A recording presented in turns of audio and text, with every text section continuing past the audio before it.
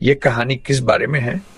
ये एक सच्ची घटना पर आधारित प्रेरणादायक कहानी है जो बताती है कि कैसे महात्मा गांधी ने एक छोटे से गांव चंपारण से भारत में स्वतंत्रता की लड़ाई की एक बड़ी शुरुआत की। इस अध्याय में लेक लुई खुद गांधी जी से मिलते हैं और उनसे चंपारण आंदोलन के बारे में बातचीत करते हैं। उसी बातचीत को उन्होंने इस अध्याय में लिखा है। यह बात 1970 की है।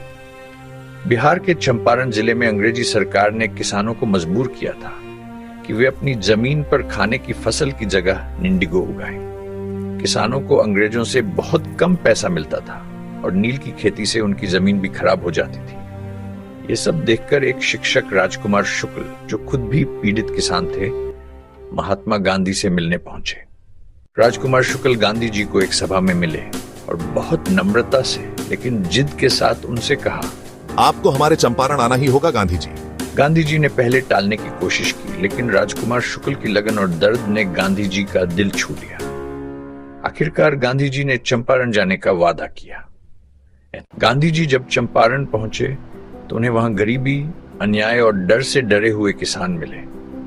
किसानों की हालत बहुत खराब थी। वे ना तो खुलकर बोल सकते थे और ना ही अंग्रेजों के खिलाफ कुछ कर सकते थे।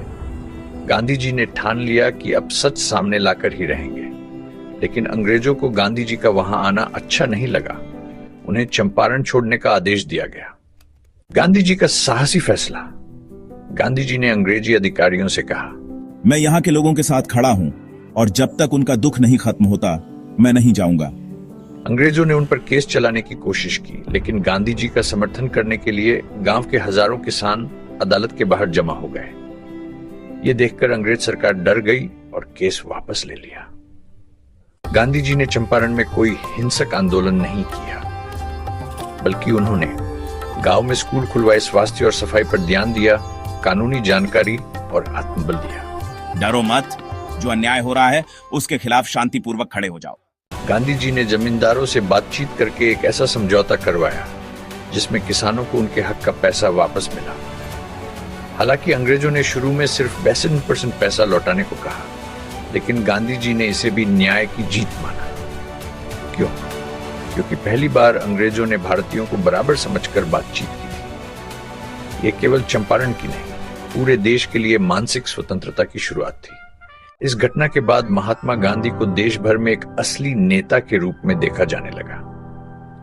यह पहला मौका था जब उन्होंने भारत में सत्याग्रह का प्रयोग किया, सीधा जनसंपर्क किया, शांति और आत्मबल से बदलाव लाया। यह आंदोलन बाद में देश की आजादी की लड़ाई में मील का पत्थर बन गया।